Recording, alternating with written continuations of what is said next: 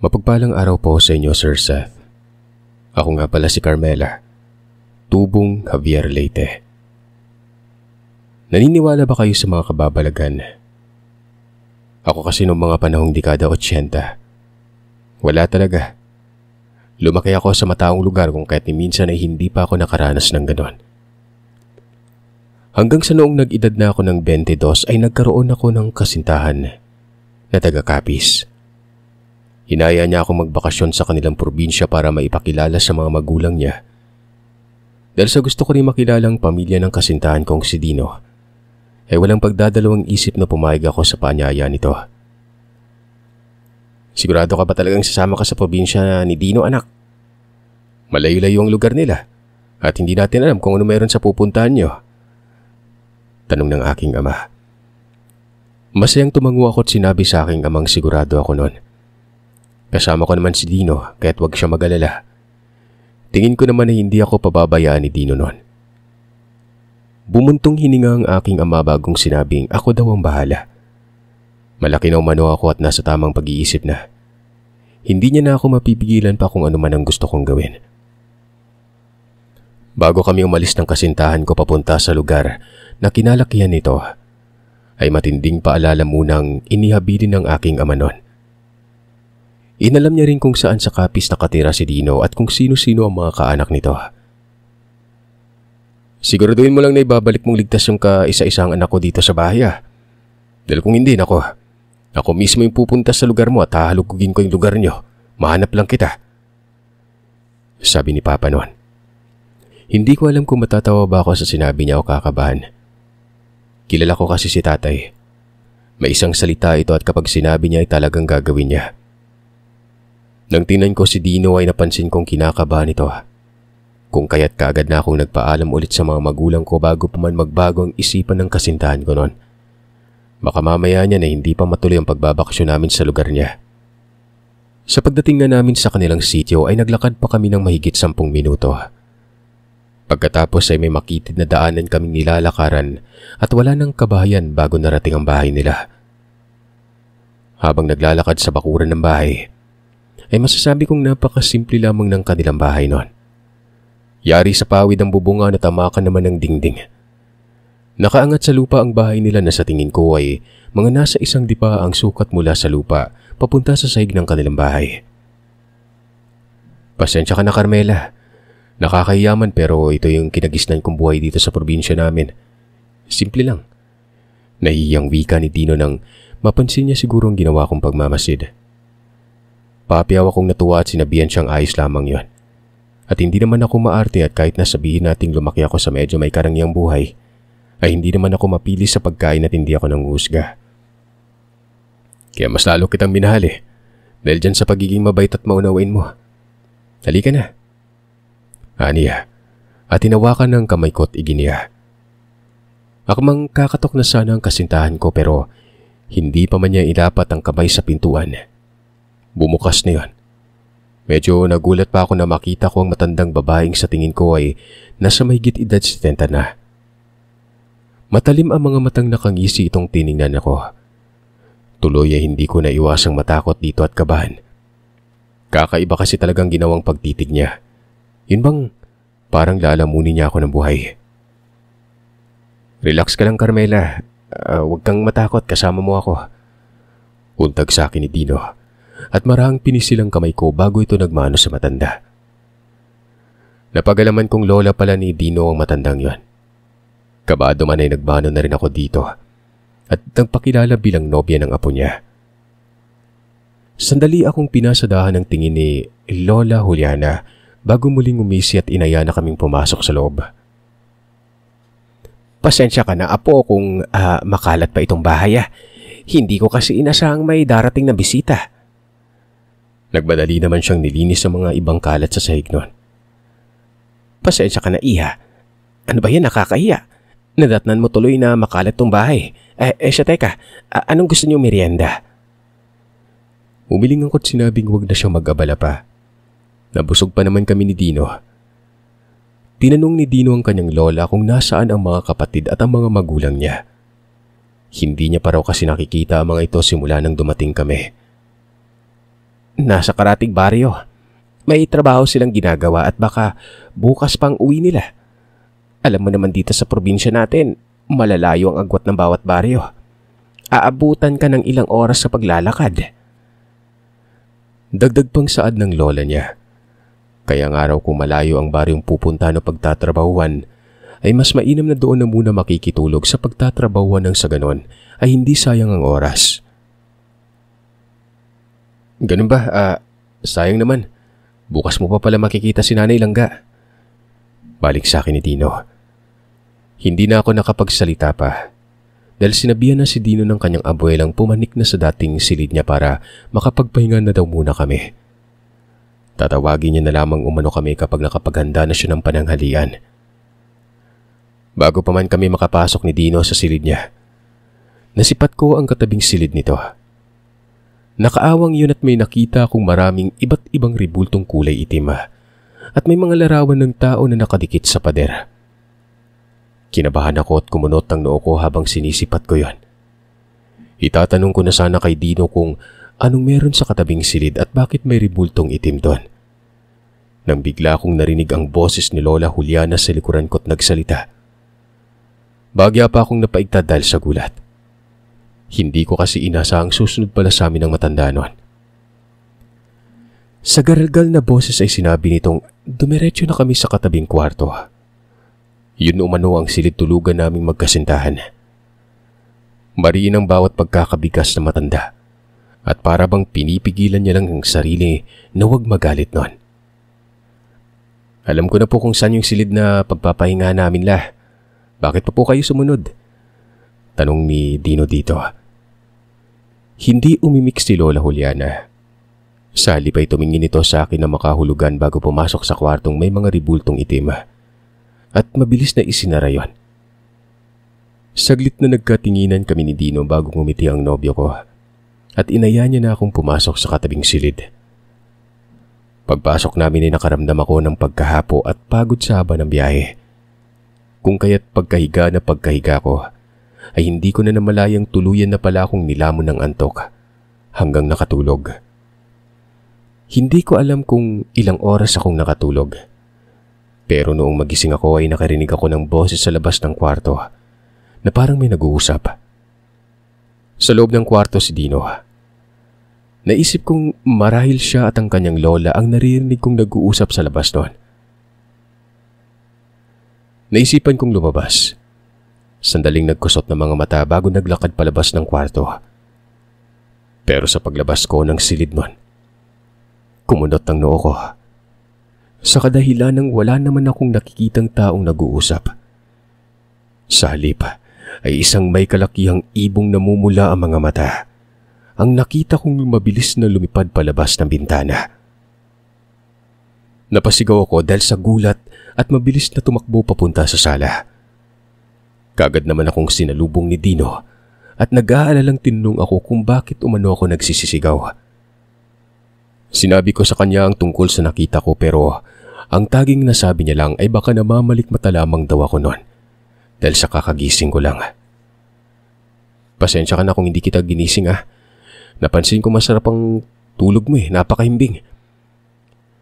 Sinabi nitong sumunod na daw ako sa kanya sa kusina dahil nagluto siya ng makakain namin kanina noong tulog pa ako. Kahit lumipas ng ilang minuto ay hindi pa rin mawala sa isipan ko ang tungkol sa kakaibang ibong yon. Hanggang sa mga sandaling yon kasi ay kinikilabutan pa rin ako at hindi pa rin mawala-wala ang kabang nararamdaman. Nga pala Langga, si Lola Juliana lang ang makakasama natin ngayon dito sa bahay. Mabait naman yun kaya lang maigpit niyang kabilin-bilinan sa akin kanina na huwag tayong lumabas ng gabi hanggang alas 5 ng madaling araw.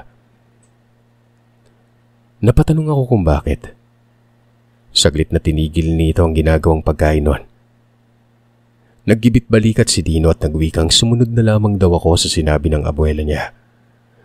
Para sa amin lang din naman umano ang sinasabi nito. Sa tono ng pananalita at kilos ng kasintahan ko, para bang may inililihim sa akin yon. Hindi ko nga lang alam kung ano. Noong tingnan ko siya ay hindi siya makatitig sa akin ng diretsyo. Sige na, kumain ka na at lalamig na yung niluto kong pagkain. Saad niya at inginuso ng mangkok. Si Lola Juliana nga pala, kumain na ba? Tanong ko. Umiling ang kasintahan ko at sinabing hindi daw sanay na sumasabay sa pagkain ng lola niya. Isa pa, sa kwarto lamang ito kumakain gaya ng nakagawian nito. Kaya't huwag ko na raw alalahanin pa ang abuela niya. Na mga oras na yun ay napapaisip at naitanong ko sa sarili. Paanong hindi sanay? Ang ibig sabihin ba niya ni hindi sila sabay-sabay kumain? Marahil ay nabasa ni Dino ang niisip ko. Kung kaya't agaran niyang sinabi sa akin simula daw nang magkasakit ang lola niya, ay hindi na talaga ito sumasabay sa kanila kung kumain. Kapag kakain ito ay sa loob lamang ng kwarto at kahit anong aya nila ng mga kapatid niya na sumabay sa kanilang kumain sa pagkainan. Wala talaga. Bilang mas matanda sa kanilang pamilya ay nire-respeto na lamang nila ang nais nito. Hindi na nga ako nagtanong pa ng kung ano-ano at kumain na lamang ako. Sa unang gabi ko sa bahay ng kasintahan ko, gaya ng bilin sa akin ni Dino, hindi na ako pwedeng lumabas ng silid kapag gabi na. Kung naiihi daw ako, gusto kong magbawas nun. Sabihin ko daw siya para masamahan niya ako. Delikado daw lumabas kapag magdidilim na. Nagtataka man ay hindi na lamang ako nagreklamo pa pero alam niyo ba, sa unang gabi pa lamang ng pananatili ko sa bahay ni Dino, ay may mga naririnig na akong kakaibang angil nun na sa palagay ko ay nagmumula sa katabing kwarto. Pasado 11:00 na ng gabi nang magising ako dahil nakaramdam ako ng pagkaiinon. Nang tingnan ko si Dino ay masarap ang tulog niya kung kaya't nag-alangan akong gisingin ito. Dala ng kaba at takot sa naririnig kong kakaibang ingay ay napilitan na lamang akong gisingin ito para magpasama. Paglabas namin ng kwarto, ay sumalubong sa akin ang kakaibang mabahong amoy na sumasabay sa simoy ng hangin. Kinabahan ako at nagtaasan ng mga balahibo ko sa katawan. Napahawak ako sa braso ni Dino. Marahil ay napansin ni Dino ang pagiging balisa ko noon. Relax ka lang langga. Kasama mo naman ako Huwag ka matakot. Umingos ako at sinabi sa kanyang hindi naman ako natatakot noon. Sadyang mahilig lang talaga akong magmasid-masid. Pagak namang natawa ang kasintahan ko at nagwikang, kaya pala ramdam ko yung pangangatog ng kamay mo Huminga ako ng malalim at pilit na pinapakalma ang sarili. Makaraan ng ilang minuto nang matapos na akong umihi ay sumunod namang pumasok sa banyo si Dino para siya naman ang magbawas nun. Habang hinihintay ko siya sa labas ng banyo, ay ganoon na lamang ang pagkagulat ko nang may naaninagan akong parang isang matandang babae sa kusina ng bahay. Medyo madilim ang kinapwestuhan ng matanda, dahilan para hindi ko siya gaanong maaninag. Pero malakas ang kutob kong si Lola Juliana ito. Wala naman kasing ibang matanda sa bahay ng gabing yon kundi ang abuela ni Dino. Tinawag ko ito at tinanong kung siya ba yung nagbubukas ng ilaw. Medyo nilakasan ko pa ang boses para marinig ang matanda. Pero nakailang segundo na ay wala pa rin akong naririnig na sagot mula sa kanya, kung kaya't nagtatakang inulit ko ang sinabi ko noon. Pero sa ikalawang pagkakataon, mas nilakasan ko na ang boses ko para marinig na talaga ako ni Lola Juliana. Pero imbis na sagot ang marinig ko mula dito, isang nakakakilabot na pag-angil na animoy asong nanggagalaite ang siyang nakuha kong tugon. Nung mas titigan ko pa ang matanda ay napansin kong dahan-dahang itong naglakad papalapit. Mas lalo naman akong kinabahan. Napahawak ako sa dibdib at muli na namang tinawag ang pangalan ng matanda at sinabihan itong huwag matakot. Dahil sa totoo lang, matatakotin akong tao. Kasabay ng dahan-dahang pagakbang ng matanda papalapit sa akin, ay siyang pag-alingasaw ng napakabahong amoy na parabang amoy imburnal. Sisigaw na sana ako at tatawagin ang kasintahan ko pero napaitad ako nang marinig ko ang dahan-dahang paglangit-ngit ng pintuan ng banyo. Langga, anong nangyari sa'yo? Ayos ka lang ba? Namumutla ka? Sunod-sunod na tanong ni Dino. nauutal na sinabi ko sa kanyang tungkol sa nakita ko. Pero noong ituturo ko na sana ang matanda kay Dino, wala na ito doon. Bigla na lang naglaho na parang bula. Kung kaya't inakala kong multo ang nakita ko kanina bago lumabas ng banyo, itong si Dino. Anong matanda ba yung sinasabi mo? Wala naman ah. Baka guni-guni mo lang yan ah.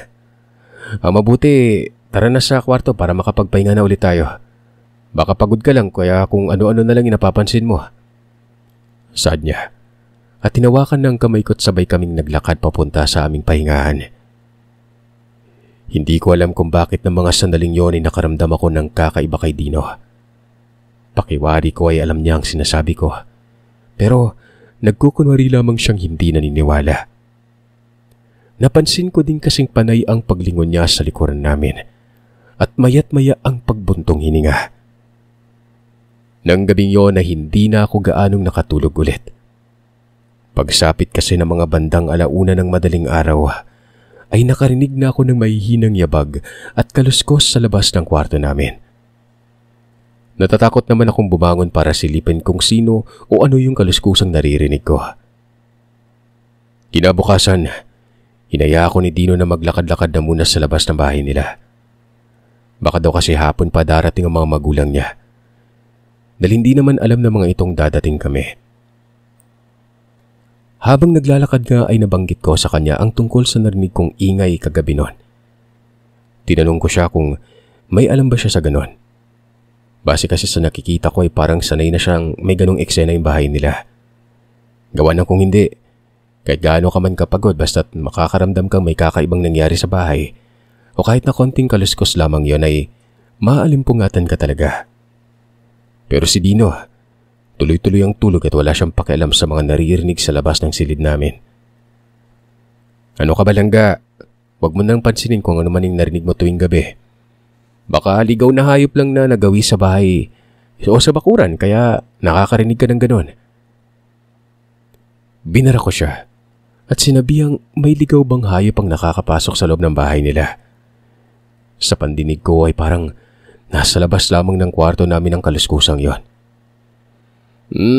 Basta hayaan mo na lang ga. Huwag mo na lang pansinin. Nandito lang tayo sa probinsya namin para magsaya at maipakilala kita sa pamilya ko.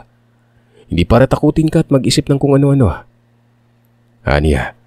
At nakiusap ito sa mahinahong boses na kalimutan ko na lamang ang mga napapansin ko. Napahugot na lamang ako ng malalim na hininga bago tumango. At noong natapat na kami sa maraming tao, may mga matatandang bumabati sa kasintahan ko noon. Tinanong pa siya ng isa sa mga ito kung kailan ito dumating. Kahapon lang po Mang Ben. Tugon ni Dino noon at ipinakilala ko sa kanila. Ngingiti-ngiti lamang ako habang kausap ni Dino ang matandang lalaking tinawag niya Mang Ben. Habang nakikinig sa usapan nila, may tumawag na isa pang matanda kay Dino at pinapalapit siya nito. Sandaling nagpaalam ang kasintahan ko para lapitan ng matandang nakaupo sa hindi kalayuan.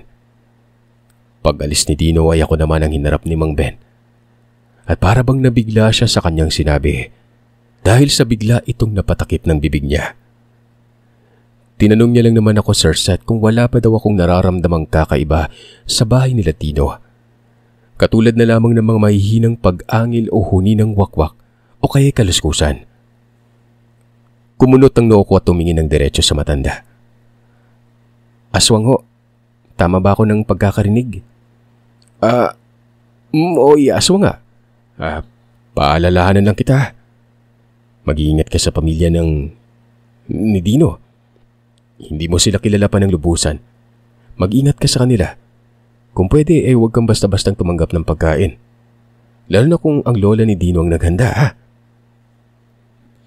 Hindi ko alam kung maniniwala ba ako sa sinabi ni Mang Ben o hindi. Pero sa kaloob-looban ko ng mga sandaling yon, may kung anong takot at agam-agam na akong nararamdaman tungkol sa pamilya ni Dino.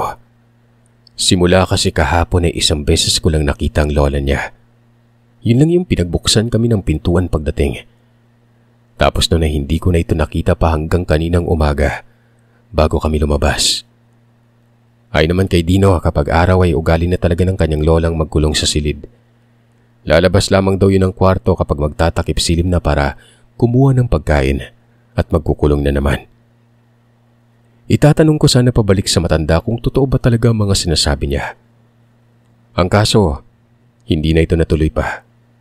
Nang makita kong mabilis nang lumapit sa akin si Dino at inaya niya na akong magpatuloy na sa paglalakad-lakad. Dadalhin niya raw ako sa mga magagandang pasyalan sa kanilang lugar. Habang wala pa ang mga magulang niya, ipapakita niya rin sa akin kung saan siya nag-aral ng elementarya. Nang tingnan ko si Mang Ben, ngumiti lamang ito at nagbilin pang mag-iingat umano ako. Bakit po Mang Ben? Tanong ni Dino sa matanda. Wala naman, kako, mag-iingat kayo palagi lalo na yung kasintahan mo. Alam mo namang delikado dito sa lugar natin, di ba? Sagot nito at pinalakuran na kami nito at nakipag-usap na sa mga nakaumpukan doon. Doon medyo nakalayo na kami. Tinanong ako ni Dino kung ano daw ang sinabi sa akin ni Mang Ben. Tulad ng ano? Tanong ko. Kahit ano lang, may nabanggit ba siya sa'yo? Nakita ko kasing kausap mo siya at seryoso siyang nagsalita eh. Alam mo kasi may pagkaosasero yung matandang yun. Sinabi ko naman na tinanong niya lang ako kung matagal na ba kami magkasintahan. Ganun ba? Sambit niya bago huminga ng malalim. Tinanong ko siya kung may dapat ba akong malaman noon. Sa tono kasi ng pananalita niya, parang natatakot siyang may malaman ako. Tuloy ay hindi ko maiwasang magduda sa kanya. Sunod-sunod naman siyang umiling at nagwikang wala naman umano. Naitanong niya lang raw. Noon pa man chismoso na yung matandang yon. Kako baka mamaya ay kung ano-ano na yung nasasabi ng matandang yun sa'yo tungkol sa pamilya ko. Alam mo na. Pagrarason niya. Ngumiti ako at sinabi sa kanyang huwag siyang mag-alala dahil kung may sasabihin man ng ibang tao laban sa pamilya niya, hindi ko paniniwalaan yon. Salamat lang ga. Pangako kapag nakilala mo na yung mga pamilya ko, ibabalik na tayo sa inyo. Tsaka 1 linggo lang naman tayo dito sa amin. Yun ang paalam ko sa mga magulang mo. Ipinagsawalang bahala ko na lamang ang babalang sinabi ng matanda noon. Hindi ko hinayaang masira ang araw kong yun sa kakaisip tungkol sa kakaibang pamilyang meron si Dino.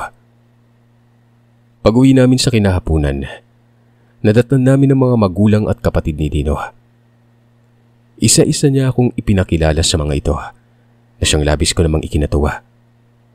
Magiliw nila akong tinanggap at hindi pinagsungitan. Lalong-lalo na ang ina ng kasintahan ko. Akala ko kasi masungit si Nanay Elena. Base sa ekspresyon ng mukha niya pero sadyang tahimik lang at hindi lang talaga siya palangiti. Pero kung makakausap mo na, doon mo palang malalamang mabait naman pala ito. Nga pala, kamusta yung pananatili mo dito sa bahay? Ayos ka lang ba? Hindi ka ba pinapabayaan itong anak ko? Tanong ni Nanay Elena. Sinabi kong ayos lang na asikasong-asikaso ako ng anak niya. Ganun ba? Pasensya ka na iha ha? Wala kaming nung dumating kayo kahapon, medyo marami kasi kaming inasikaso. Tsaka hindi namin pwedeng iwanan ng ginagawang trabaho. Sinabihan ko siyang ayos lang na wala siyang dapat ihingi ng paumanin nun. Katunayan nga ay dapat kami ang humingi ng paumanin dahil biglaan ang pagbabakasyon naming dalawa ni Dino na hindi man lang nagpasabi. Naging masaya ang hapong ito. Medyo nagkaroon kami ng konting kasiyahan. Nagkatayong ama ni Dino ng manok at si Nanay Elena naman ay tinutulungan ko maganda na makakain. Noong mag-alas 8 na ng gabi ay nauna na ako magpaalam na magpahinga. Nakaramdam ako ng pagod sa maghapong pamamasyal. Si Dino naman ay kainuman niya mga kapatid niyang lalaki at ang kanyang ama noon, kung kaya't susunod na lang daw siya kapag natapos na sila mag-inuman. Sumapit ang hating gabi ay nalimpungatan ako. Nakaramdam ako ng pag-ihi kaya nagmamadali na akong maglakad palabas ng kwarto at agad tinungo ang banyo. Ewan ko ba kung bakit na mga sandaling yon. Nawaglit sa isipan ko ang kabilin-bilinan sa akin ni Dino. Na huwag lumabas ng kwarto kapag hindi siya kasama. Siguro dahil sa ihing-ihi na talaga ako at sa isip-isip ko ay naririyan naman ang pamilya niya. Kung kaya't ayos lang na lumabas ako ng kwarto ng 10 oras ng gabi noon. Matapos kong umihi ay naglakad na ako pabalik sa loob ng kwarto. nang sa bigla kong nasipat ang pintuan ng bahay. Nakita kong bukas yun at parang may mabilis na pusa ang lumabas. Lumapit ako sa pintuan at bahagyang sumilip sa labas sa pag-aakalang may gising pa. Baka kasi mamaya kapag isasara kong pinto, hindi makapasok sa loob ng bahay ang kung sino man sa pamilya ni Dino ang nasa labas. Kapag naman iiwan ko lang yung nakaawang, tapos nakalimutan kong isara, baka naman kung sino-sino yung pumasok at gawan kami ng hindi maganda. Sa katagalang pagsilip ko sa labas ng bahay, may naaninagan akong babae. Parang kawig siya ni Nanay Elena at nagmamadaling tumakbo papunta sa silid ng bahay habang walang tigil sa pag-iyak na parabang may nangyari sa kanyang hindi maganda. Nag-aalala na tinawag ko ito at nagmadali nang lumabas para sundan ang ina ni Dino. Pero noong nasa gilid na ako ng bahay, ay gayon na lamang ang kilabot na nararamdaman at panlalaki ng mga mata ko. Nang makita ko ang Lola Juliana ng kasintahan ko. Nakatayo ito sa hindi kalayuan. Sabog-sabog ang buhok at namumula ang mga matang nagbabaga. Panay din ang pagpitik ng leeg niya na parang epileptic nun. Nauutal ang bibig kong tinawag ang pangalan ni Lola Juliana at tinanong ito kung anong nangyari. Bakit ganon ang itsura nito? Nasaan si Nanay Elena? Nang mga sandaling yun ay doon pa lamang sumagis sa isipan ko ang tungkol sa sinabi ni Mang Ben. Kung hindi ako nagkakamali, tama siya. Aswang ang lola ng kasintahan ko. Hindi ko na alam kung ano ang gagawin. Dahan-dahan ko nang nararamdaman ang pangangatog ng tuhod ko at para bang sa isang iglap lang ay mawawalan na ako ng lakas. Hindi ko kayang tumakbo sa isiping baka kapag ginawa ko yon ay may gagawing hindi maganda sa akin ng matanda. Pero alam niyo ba, mas lalo akong kinilabutan nung bigla na lamang dumapa sa lupa na parang bayawak ang matanda. Habang hindi inaalis ang mabalasik na pagkakatitig sa akin noon. Tinanong ko siya kung anong ginagawa niya, kung bakit siya dumapa. Pero tanging pag-angil lamang na parang pusa ang naririnig ko mula sa kanya. Hindi ako pwedeng magkamali. Siya yon. Siya din ang matandang nakita ko noong nakaraang gabi na inakala ko multo. Maya-maya pa ay hindi ko na napigilang sumigaw nang makita kong mabilis na gumapang ang matanda palapit sa akin. Para itong pusang may hinahabol na pagkain at parang nakakakilabot ang pagmumukha niya. Nagkukumahog na akong tumakbo makapasok lamang sa loob ng bahay habang patuloy pa rin sa pagsisisigaw at humihingi ng tulong nun. At noon nga makapasok na ako ay siyang paglabas naman ng ina ni Dino at may bitbit itong pamalo. Nay, kasintahan ng apo mo yan. Inatake ka na naman. Ay, hindi ka na naman nakakakilala ng tawa, no? Ilang beses ko nang sinabi sa'yong itali mo yung sarili mo kapag nakakaramdam ka ng hindi tama sa katawan mo. Wika ng ina ng kasintahan ko at mabilis na nilapitan ng matanda na walang tigil sa pagtulo ang mga laway. Paglapit nito ay mabilis niyang tinalian ng matanda at tinatak papasok sa loob ng kwarto yon. Hindi ako makagalaw sa kinatatayuan ko at nakasunod lamang ako ng tingin sa bawat galaw ng dalawa. Maya-maya ay tinapik ako ng ama ni Dino at sinabihan akong huwag umanong matakot dahil walang mangyaring masama sa akin. Anong nangyari dito? Sabi ni Dino at agarang lumapit sa akin noon. Hindi naman sumagot ang ama ni Dino. Salip ay itinuro nitong silid ng abuela niya. Sa parting yun ay mukhang nahulaan na ng binata ang nangyari. Nag-aalalang tinanong ako kung nasaktan daw ba ako o may ginawa bang masama sa akin si Lola Juliana. Sa sobrang takot na nararamdaman ay hindi ko magawang sumagot sa tanong niya. Nangangatog pa rin ang katawan ko. Dinala naman ako ni Dino paupo at bago muling tinanong kung anong nangyari. Naparami raw kasing ininom niyang alak kung kaya't hindi kagad siya nagising noon. Nung makaupo na nga ako, ipinaliwanag ko sa kanya ang lahat at bakit hinabol ako ng lola niya. Ano bang nangyari, Dino? Totoo ba yung sinasabi nilang aswang yung lola mo? Saglit nagkatinginan si Dino at ang kanyang ama bago nagsalita ang kasintahan ko noon. Ang paliwanag pa niya, sinalo umano ng kanyang lola Juliana ang pagiging aswang ng lolo niya. Dahil ayaw nitong ang kanyang ina ang papasahan ng pagiging aswang. Gusto ng kanyang lola na mamuhay sila ng payapa at tahimik. Tuwing sinusumpong ng pagkaaswang ang kanyang lola, itinatali nito ang sarili sa sariling kwarto. Nang sa ganoon ay hindi ito makapanakit ng ibang tao noon, lalong-lalo ng sariling pamilya niya. Yun lamang ang tanging paraan kapag nakakaramdam ng kakaiba sa katawan ng kanyang lola.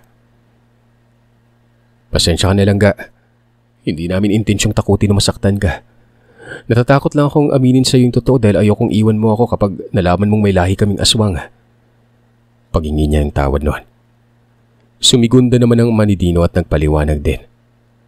Ayon sa kanya, nangako naman umano ang abuela ng kasintahan kung wala nang ibang pagpapasahan pa ang pagiging aswang nito. Isasama ni Lola Juliana ang pagiging aswang niya hanggang sa kanyang huling hininga. Kinabukasan ay dinala ako na magulang ni Dino sa manggagamot para patingnan. Gusto lang nila umanong makasiguradong nasa maayos akong kalagayan noon. Dahil baka mamaya ay magkasakit ako kagaya ng lagnat dahil sa nakita at naranasan ko. Naging maayos naman ang lahat at nagamot ako. Ang sabi pa ng manggagamot na tumingin sa akin ay namarkahan daw ako noon, dahilan para masundan ako nito kahit saan man ako magpunta. Noon pa man, sinabihan ko na kayong dapat ihiwalay nyo na ng bahay si Juliana dahil alam kong darating yung araw na mangyayari ito. Alam nyo kahit anong pigil ang gawin ni Juliana ay may mga pagkakataon talagang hindi niya yun magagawang pigilan. Sabi ng manggagamot. Hindi ko na alam kung ano pang ibang pinag-usapan nila. Lumabas na kasi kaming dalawa ni Dino sa bahay ng manggagamot noon. 3 araw ang lumipas ay sinundo ng albularyo si Lola Juliana. Ang sabi ni Nanay Elena, pansamantalang doon lang daw muna maninirahan ng abuela ni Dino sa bahay ng manggagamot, habang ginagawa pa ang kubo ng matandang malapit sa bahay ng albularyo. Mas mainaw daw yon para bantayan ang abuela ni Dino at maaksyonan kaagad oras na sumpungin na naman. Matapos ang 1 linggong pamamalagi ko sa bahay ng kasintahan ko, umalis na rin kami. Magpaganon pa man, ipinangako ko kay Dino na hindi ko sasabihin kahit sa mga magulang ko ang nangyari. Pero wag niya nang asahang babalik pa ako dun sa lugar nila o makita man lang ang kanyang lola.